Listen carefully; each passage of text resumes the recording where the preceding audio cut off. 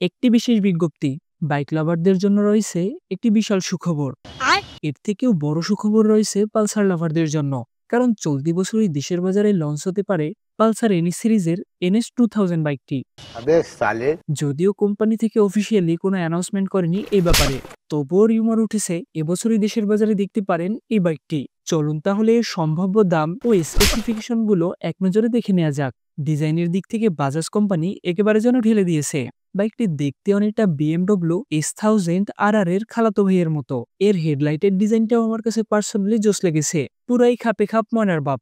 Light হিসাবে 2024-এর মডেলে পেয়ে যাচ্ছেন ফুললি এলইডি সেটআপ। অন্যদিকে আগের ভার্সনে পেয়ে যাবেন হ্যালোজেন ল্যাম্প। বাইকটিতে মিটার হিসেবে ব্যবহার করা হয়েছে ডিজিটাল মিটার, তবে আগের ভার্সন আসলে সেমি ডিজিটাল মিটার দেখতে পারেন, যেটা আসলে একটু হতাশই করতে পারে এই 2025 সালে।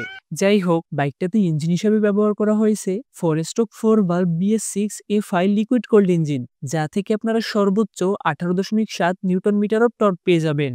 একই সাথে বাইকটির ইঞ্জিন থেকে 24.5 হর্স পাওয়ার জেনারেট করতে পারবেন। মানে 200 সিসির ভিতর এই বাইকটি হতে পারে একটা খাড়াটানের বাইক। খাড়াটান দিতে গেলে সেই টান থামানোর ব্যবস্থাটাও থাকা চাই অত্যন্ত গুরুত্বপূর্ণ।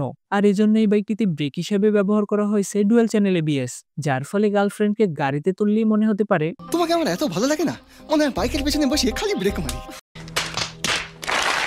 তবে ওল্ড মডেলগুলো আসলে ছ্যাঁকা খেতে পারেন, তখন সিঙ্গেল চ্যানেল ABS-এই সন্তুষ্ট থাকতে হবে। বাইকটির সামনের চাকাতে টায়ার হিসেবে ব্যবহার করা হয়েছে 110/80 সেকশনের টায়ার। অন্যদিকে পেছনের চাকাতে ব্যবহার করা হয়েছে 130/70 সেকশনের টায়ার। বাইকটিতে ক্লাস হিসেবে ব্যবহার করা হয়েছে স্লিপার ক্লাস।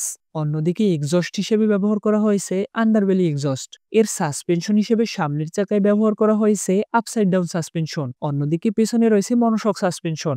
বাইকটিতে রয়েছে 6 স্পিড গিয়ার বক্স, যা থেকে আপনারা টপ স্পিড পাবেন 140 কিলোমিটারের আশেপাশে। মাইলেজের ক্ষেত্রে শিওর তেমন কোনো ধারণা দিতে পারছি না, তবে আশা করা যাচ্ছে বাইকটি থেকে 30 থেকে 35 কিলোমিটারের আশেপাশে মাইলেজ পাওয়া সম্ভব। বাইকটির সিট হাইট 810 মিলিমিটার আর গ্রাউন্ড ক্লিয়ারেন্স 157 মিলিমিটার, অর্থাৎ 5 ফুট 6 ইঞ্চির উপরে যে কেউ এই বাইকটি চালাতে পারবে। ওজনের ব্যাপারে বলতে গেলে টোটাল ওয়েট হচ্ছে 167 কেজি। অবাক হচ্ছেন? আমি হচ্ছি না।